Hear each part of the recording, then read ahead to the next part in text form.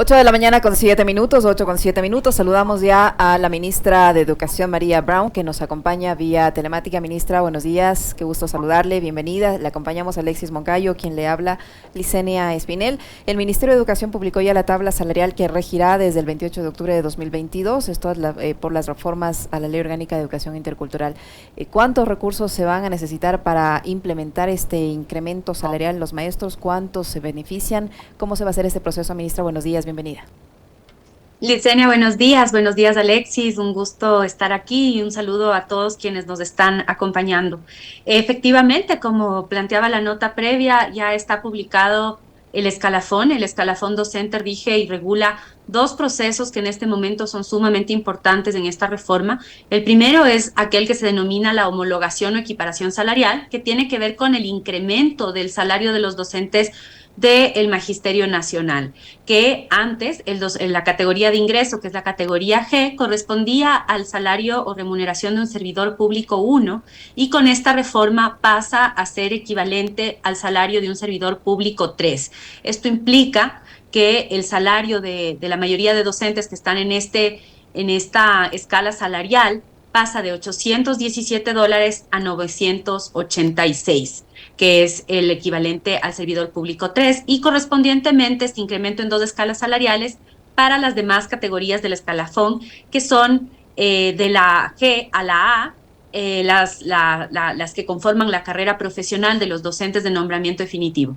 Otro cambio es el escalafón en sí mismo, un escalafón que pasa a tener tres categorías adicionales, la categoría H, la I y la J, en la cual van a estar ubicados los docentes de contrato ocasional o nombramiento provisional, dependiendo de su perfil o título, y también esto lo que plantea es un incremento en la remuneración de los docentes de contrato y nombramiento provisional, que pasarán todos a recibir $817. Hoy día existía diferentes remuneraciones para docentes de contrato, de acuerdo a escalas aprobadas por el Ministerio de Trabajo, desde los $527 hasta los 817, y hoy día todos los docentes de contrato ocasional o nombramiento provisional pasarán a tener una remuneración de $817. También se revisa cuál es el mecanismo de ascenso de a cada una de las categorías y los requisitos para pertenecer a ellas. En la categoría G, ahora para nombramiento definitivo, que es la categoría de ingreso, se mantiene como la categoría de ingreso a la carrera profesional de nombramiento definitivo, se requiere un título de licenciatura en educación, o si es que se tiene un título de otra disciplina, tener un posgrado en docencia. Esto es un cambio también importante en el escalafón, dado que estos requerimientos de formación profesional también han sido adecuados o cambiados, y ahora a través del reglamento a la ley, que hemos estado elaborando en las mesas de diálogo, estas últimas semanas hemos tenido 20 mesas prácticamente consecutivas para terminar de revisar los textos del borrador del reglamento de la ley, plantea cuáles son los requisitos o cómo se van a sustentar o sustanciar los requisitos que te plantea la misma norma respecto a la formación continua, respecto a las evaluaciones adicionales de méritos y demás. Y por lo tanto aquí tenemos un escalafón que contempla años de servicio para ascender, para pasar de una categoría se solicita, o esta ley solicita 4 años adicionales de haber formado parte o de experiencia en el magisterio fiscal, así como también se va complejizando los requisitos sobre la formación para llegar a la categoría A, que es la categoría máxima, que tiene una remuneración equivalente a un servidor público 9 de $2,034. Ministra, qué gusto poder conversar con usted. Buenos días. A ver, dos preguntas ahí súper sencillas. La una es, ¿cuál va a ser el impacto económico de este incremento, por un lado? Y por otro, si es que los fondos para eso están plenamente garantizados. Sí, empezando por la última pregunta, Alexis, definitivamente están plenamente garantizados. Parte de las mesas de diálogo que estableció el presidente de la República y determinó que se realicen con presencia del Ejecutivo, con presencia del Ministerio de Economía y Finanzas, para revisar los temas de la Ley Orgánica de Educación Intercultural y su reglamento con los gremios de docentes, ha incluido este trabajo preparatorio para que exista una disponibilidad presupuestaria, bueno, que obviamente esto tiene un impacto fiscal. Obviamente, al haber un incremento salarial, hay un incremento en la asignación de recursos que tiene que ser entregada al Ministerio de Educación. Y eso es lo que ha comprometido el presidente de la República, lo que ha comprometido el Ministerio de Educación. Desde el inicio se manifestó que se cumplirá con lo que la norma determine. Se además anunció desde el inicio que hay un pleno respeto a la independencia de las distintas funciones del Estado y que el Ejecutivo es plenamente respetuoso de aquello y por lo tanto desde el Ministerio de Educación y de Finanzas hemos estado trabajando en ese sentido conjuntamente con el Ministerio de Gobierno y el Ministerio de Trabajo en estas mesas de diálogo conjuntamente que fueron, como te decía, instauradas por el presidente de la República. Así que en ese sentido hay esta voluntad de cumplir con la ley tal y como está ahora ya vigente. Ministra, esto para los maestros del servicio público, digámoslo así, ¿cuántos se van a beneficiar, cuántos ingresan en este proceso de equiparación y qué pasa con los maestros del sector privado?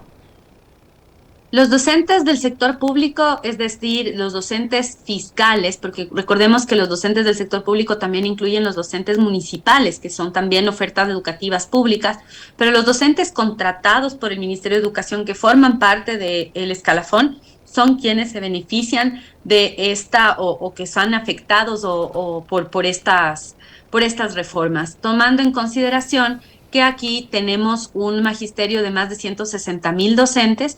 Yo diría que esta reforma impacta a cada uno de ellos, no necesariamente únicamente con el tema del incremento salarial, sino como les decía hace un momento, con lo que implica estos cambios en el escalafón y lo que hemos buscado con la elaboración del reglamento, que como les decía está en sus últimas fases de revisión para ser enviado ya a consideración de la Secretaría Jurídica de Presidencia, es que este escalafón sea dinámico, que también tenga entre los criterios que nos permitan fomentar la innovación educativa, que nos permitan fomentar la investigación en los docentes, que permitan fomentar, premiar, reconocer aquellos logros que los docentes van adquiriendo a lo largo de su carrera profesional, que entonces todo esto es beneficioso para todo el magisterio. Lo que buscamos es no solamente el trabajar sobre la remuneración, sino también en la carrera profesional desde una perspectiva más amplia, en donde el escalafón es uno de los componentes, pero también procesos como la sectorización general, permitiendo que los docentes puedan hacer más ágilmente y atender más ágilmente a los pedidos de cambio de domicilio o cambio de lugar de trabajo por cambio de domicilio de los docentes, que son estos procesos de sectorización general que iniciamos el año pasado luego de casi 5 años de no haber tenido procesos de sectorización general. Todo esto forma parte de este fortalecimiento del magisterio, de este reconocimiento a la docencia y siempre saludamos a estos gremios que han estado pues siempre en la mesa de diálogo y tratando de buscar consensos. No siempre hay unanimidad o acuerdo entre todos, pero creo que este ejercicio de diálogo es un gran ejemplo para la ciudadanía y como docentes tenemos además esta enorme responsabilidad de predicar con el ejemplo a nuestros estudiantes y ser los primeros en decir o mostrar cómo podemos convivir de manera pacífica y este ha sido un ejemplo con estas mesas de diálogo en las que hemos podido llegar a acuerdos sumamente importantes a través de estos mecanismos de encontrar acuerdos. La cifra, ministra, la cifra del impacto económico de este incremento salarial, de esta equiparación, ¿a cuánto asciende? Este año estamos hablando de aproximadamente 80 millones, estamos haciendo el estudio final con el Ministerio de Trabajo y el Ministerio de Economía. Como ustedes saben, el distributivo o el número de docentes varía mensualmente, sobre todo en este mes que tenemos nuevas jubilaciones, por lo tanto ahí puede haber algunas variaciones, pero apenas tengamos pues la cifra exacta, la vamos a hacer conocer, pero este año estamos hablando de 2 meses, 3 días aproximadamente, en las cuales será efectivo ese incremento, aproximadamente esa es la cifra. Ministra, ¿cuál es el universo de docentes que están colaborando con el magisterio a través de la figura de contratos de servicios ocasionales y nombramientos provisionales? ¿Y qué va a pasar con ellos? ¿Si con esto experimenta una mejoría del salario o se lo reduce? No, los docentes de nombramiento provisional y contratos ocasionales tienen una mejora en su gran mayoría en la remuneración, tomando en consideración, como les decía a un inicio, que en los contratos o en estas figuras de contratación que estaban vigentes teníamos distintas remuneraciones de $527, $675, 733 u 817. Hoy día todos los docentes de contrato ocasional o nombramiento provisional pasan a tener esta remuneración de $817. La única excepción que prevé la norma es sobre la base del cumplir con los requisitos de título de tercer nivel, y eso es pues lo que se ha considerado, pero son excepcionales los casos de docentes que aún mantienen, o son pocos los casos de docentes que no cumplen con este requisito. Sin embargo, aquí vemos que la gran o la enorme mayoría de los docentes van a tener allí un beneficio. Sobre todo estos docentes de contrato van a tener una homologación del salario entre ellos para que se equipare al 817, que es el equivalente a un servidor público 1. Ministra, hoy comienza el proceso de matriculación para el régimen Sierra y Amazonía. ¿Cómo está planificado el mismo? Por un lado, por otro, yo le preguntaba hace un momento qué va a pasar en el sector privado. Allí, en el sector público está definido el tema salarial, pero en el sector privado esto se maneja a veces de acuerdo a la visión de cada dueño de la entidad educativa. ¿Allí se realiza algún tipo de control para evitar explotación en los docentes del sector privado? El sector privado, y discúlpame, Licenia, que no abordé esa pregunta, en el sector privado se rige o se regula a través del Ministerio de Trabajo y la normativa de contratación o relación entre privados. Allí hay normas que cumplir respecto a los salarios mínimos vitales, las horas extras, etcétera, que tienen que ser cumplidas a cabalidad por los empleadores, como en cualquier otra industria o cualquier otro negocio que pueda tener el sector privado. Aquí no puede existir abuso. Si existe abuso, por supuesto, las personas que están contratadas o tienen una relación de dependencia con instituciones educativas privadas en las que no se estén cumpliendo con estos beneficios que están establecidos en la ley, tienen que denunciarlo en el Ministerio de Trabajo como corresponde. Aquí estamos hablando de dos diferentes relaciones: del Ministerio de Educación como empleadora, el Magisterio Nacional Fiscal, y la relación privada entre una institución educativa de carácter privado, que es una persona jurídica de naturaleza privada, de derecho privado, que está regulada por el Ministerio de Trabajo y las normativas de trabajo vigentes. Entonces ellos también deben cumplir con la normativa que les cobija, pero sin duda no hay dentro de la Ley Orgánica de Educación Intercultural disposiciones específicas sobre este tipo de relación laboral, sino únicamente las que se dan en el marco de la Ley Orgánica de la LOI, contratos que precisamente o nombramientos provisionales o definitivos que se celebran entre el Ministerio de Educación y el docente que oferte ese servicio. Respecto al tema de matriculación, tenemos hoy día el inicio, como tú bien dices, del proceso de matrícula ordinaria para régimen Sierra Amazonía. Hoy, 3 de agosto, estamos atendiendo en nuestras plataformas y en los distritos educativos de régimen Sierra Amazonía las matrículas para básica elemental, que es segundo, tercero y cuarto, básica media, quinto, sexto y séptimo, y bachillerato. Mañana es de educación inicial, atentos a los padres de familia de educación inicial, los niños de 3 y 4 años. Mañana es el día en el que se atenderá exclusivamente este nivel educativo, y el viernes el primero de básica y la básica superior, que son octavo, noveno y décimo. Y a partir del 6 hasta el 17 de agosto atenderemos los pedidos de matrícula en todos los niveles. Yo hago hincapié en este término de matrícula ordinaria, porque nuestra norma y el sistema educativo ecuatoriano es sumamente inclusivo y plantea matrículas extraordinarias o procesos de matrícula a lo largo de todo el año. Estamos llamados a que todos los niños en edad escolar, los jóvenes en edad escolar, puedan acudir al sistema educativo en cualquier momento del año lectivo sin ninguna restricción. Esto está regulado en el Acuerdo Ministerial 025 y 026A, en el cual inclusive si tenemos niños que no están cedulados, pueden ser matriculados. Esto es algo que nos permite garantizar el derecho a la educación y por lo tanto las fechas que acabo de mencionar, y hasta el 17 de agosto estamos en matrículas ordinarias. En el caso de las matrículas, ¿cuál es el porcentaje máximo que puede experimentar el incremento en relación al año anterior?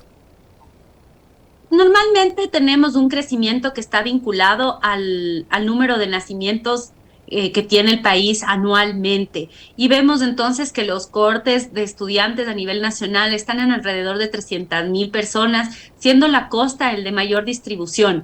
Tenemos mayor población en la costa ecuatoriana que en la sierra ecuatoriana, y típicamente estamos hablando de este tipo de un número similar a nivel anual. Uno de los temas que hemos visto, Alexis, que en los cuales debemos trabajar como país es en la retención.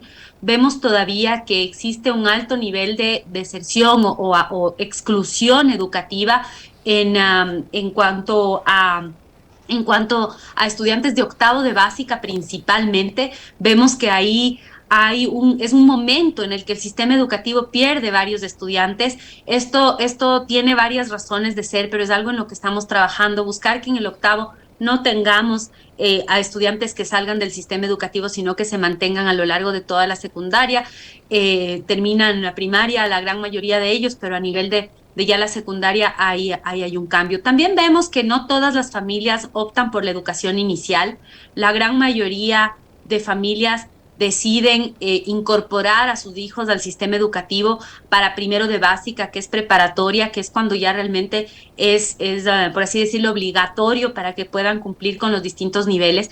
Y estos son también algunos de los desafíos que tenemos que abordar como país y ciertamente como Ministerio de Educación para tener a todos nuestros estudiantes en la medida de lo posible atendidos en el sistema educativo y que sobre todo en las zonas en donde tenemos mayores dificultades o tenemos peores índices de ingresos, mayores niveles de pobreza, también estos servicios estén disponibles para la ciudadanía. Por eso es que hemos estado trabajando en fortalecer las ofertas educativas a nivel rural, a nivel comunitario, revisar cuáles son las condiciones de las instituciones educativas unidocentes, bidocentes, pluridocentes que tiene el país, que las ha tenido históricamente, y y mejorar las condiciones y la normativa para que puedan trabajar en un modelo de calidad. Allí tuvimos la publicación y en ese marco la publicación del modelo de educación unidocente, bidocente y pluridocente, que es un modelo adaptado para lograr mejorar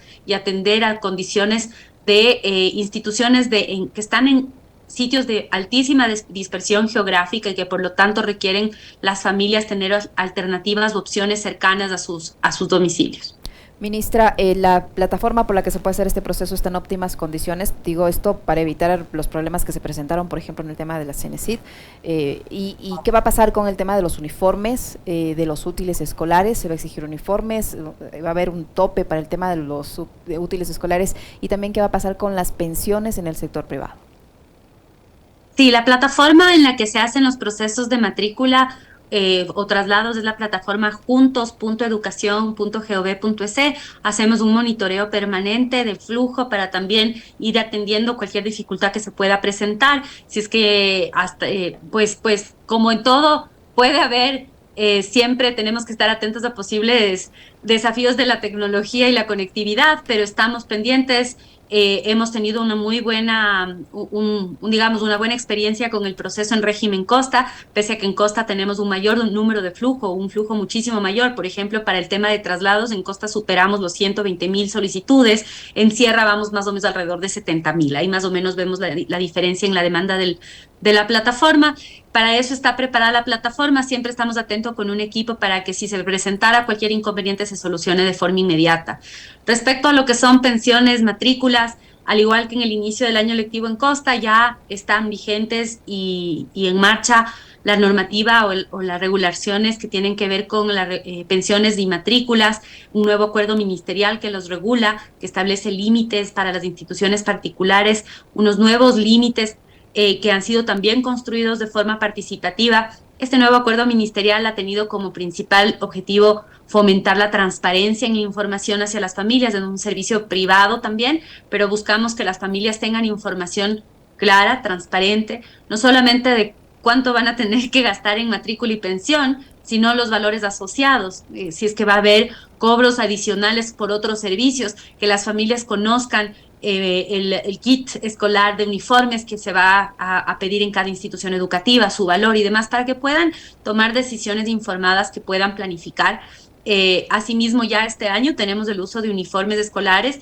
En el caso del sector público se ha seguido trabajando ya se sigue brindando esta medida, que es una medida afirmativa, de acción afirmativa para reducir la exclusión, que es la entrega de uniformes escolares a los estudiantes de instituciones seleccionadas, que son instituciones ubicadas en lugares de mayores índices de desigualdad y de pobreza.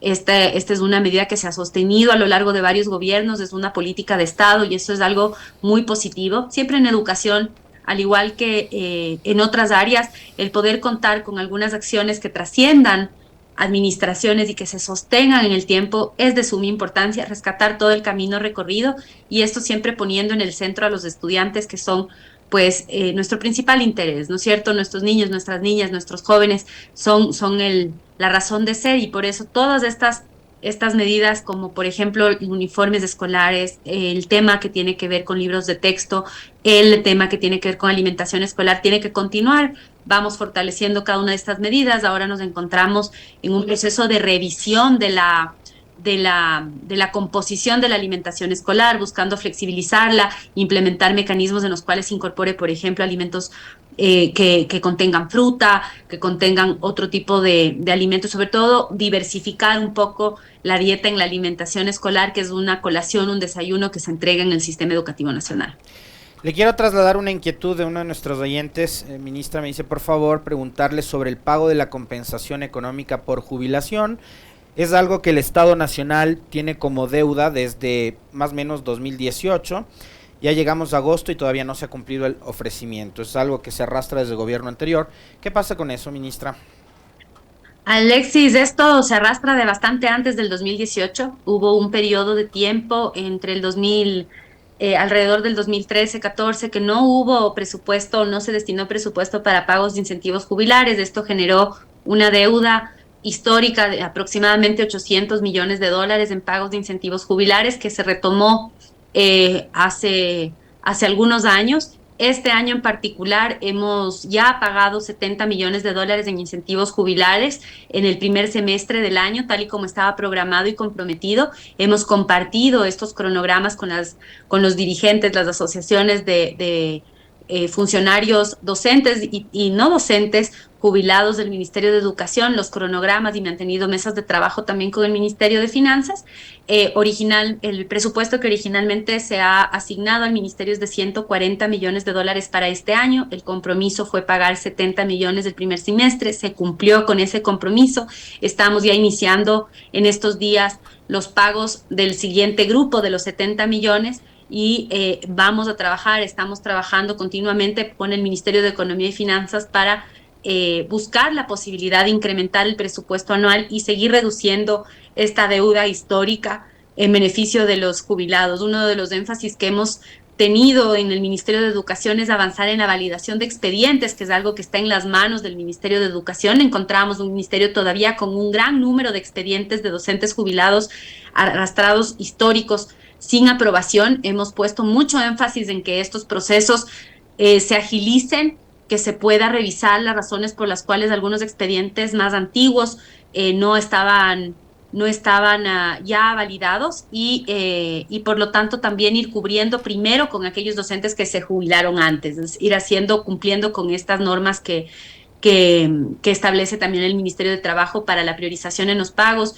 poniendo a los vulnerables y sobre todo también a los docentes jubilados con mayor anterioridad, digamos, con mayor antigüedad, en la primera prioridad. Ministra, ¿cómo está la situación de las escuelas que estaban en mal estado? ¿Ya se han reparado en su totalidad? ¿Aún no hay establecimientos que no están en condiciones? Cuéntenos al respecto. ¿Se mantiene además la fecha para el inicio del año lectivo o hay alguna disposición o se está analizando alguna disposición tomando en cuenta la situación sanitaria por el COVID y la viruela del mono? No hay ningún cambio en el cronograma escolar. Seguimos monitoreando a través del Comité de Operaciones de Emergencia el tema de la pandemia y también posibles otros efectos o desafíos. Allí hacer un nuevo llamado a la vacunación. Tenemos que no descuidarnos en este tema, ¿no? Ya estamos en procesos de vacunación, de vacunas de refuerzo, tanto para adultos como para estudiantes. Vemos también que hay una buena acogida en docentes. Hemos hecho o hacemos nosotros un seguimiento semanal de cómo va evolucionando la vacunación de nuestros estudiantes y nuestros docentes, y debo decir que con dosis de refuerzo, con al menos una dosis de refuerzo, tenemos ya el 77.53% de la plantilla docente, el 76.16% del personal administrativo, y vamos avanzando en las vacunas de refuerzo en estudiantes. Hoy en día nos estamos ubicando en el 11.20% de estudiantes con 3 dosis de la vacuna, es decir, con una vacuna de refuerzo. El uso de la mascarilla, pese a que no se ha determinado hasta el momento el uso obligatorio en espacios cerrados, es altamente recomendable. Incentivamos que la ciudadanía mantenga el uso de la mascarilla en espacios cerrados, y también vamos monitoreando no solamente el número de contagios con el Ministerio de Salud, sino las hospitalizaciones. Y vemos que si bien hay un incremento en contagios, la gravedad de la enfermedad o las complicaciones siguen siendo bastante bajas, y por lo tanto no se ha considerado que amerite una revisión de los tiempos de inicio de clase. Además, considerando, Licenia, que el criterio debe ser que la educación sea lo último en cerrar, siempre en cualquier emergencia, y ese es el criterio que primará, que prevalecerá en este contexto. Igualmente, con el tema de viruela del mono, estamos haciendo siempre los monitoreos. Tenemos un protocolo de actuación para emergencias sanitarias en el sistema educativo avalado por el Ministerio de Salud, por si se presenta un caso de esta enfermedad, para que también podamos actuar. No solo a estas enfermedades, que son, digamos, las más mediáticas, las que ahora estamos más preocupados todos, son las que deben activar estos protocolos de salud, sino muchas enfermedades que son contagiosas, infecciosas, que se pueden presentar en población estudiantil o de docentes, y estos protocolos son generales, deben implementarse de esta manera. Si tenemos niños que están enfermos, siempre lo que debemos pensar como familia es no enviarles a la institución educativa si están con una enfermedad contagiosa. Pues esto es un tema de responsabilidad y corresponsabilidad ciudadana, y es una lección que hemos aprendido en la pandemia, pero que aplica en general. ¿Y los establecimientos educativos, ministra, están en buen estado? ¿Ya se repararon todos? De la infraestructura tuvimos, como ustedes saben, en el régimen Costa 151 establecimientos que estaban en mal estado y no pudieron abrir. De ellos solamente 11 siguen en proceso de intervención, los otros ya se han abierto parcial o integralmente. Las intervenciones de infraestructura van a continuar en la planificación con una inversión anual de cerca de $200 millones. Este año ya hemos contratado obras por más de $150 millones. Esto nos ha permitido intervenir un número importante de establecimientos fiscales, pero sin duda todavía existen brechas en la calidad de la infraestructura. Este es un trabajo que no sucede de un día para el otro, pero que es necesario, es fundamental, y ha habido la voluntad del presidente de la República de priorizar esas intervenciones de infraestructura. Hemos intervenido parcial o integralmente más del 41% de las instituciones educativas del país fiscales. Sin embargo, las brechas siguen vigentes, pueden asistir los estudiantes, no son riesgosas, digamos, las instituciones, pero ciertamente no están al nivel que nosotros quisiéramos, y por eso estas intervenciones continuarán, y los recursos seguirán siendo asignados no solamente para este año, sino en los años que vienen, para completar esta inversión de cerca de $650 millones, que fue el diagnóstico de lo que se requiere para intervenir y dejar en estado digno. No, siempre habrá cosas que podemos mejorar, pero en un estado bueno las instituciones educativas, y esta es la primera prioridad del Ministerio de Educación. Muchísimas gracias, ministra. Muy amable por conversar con nosotros, por darnos estas noticias. Muy amable, gracias. A ustedes, que tengan una feliz mañana, un feliz día miércoles.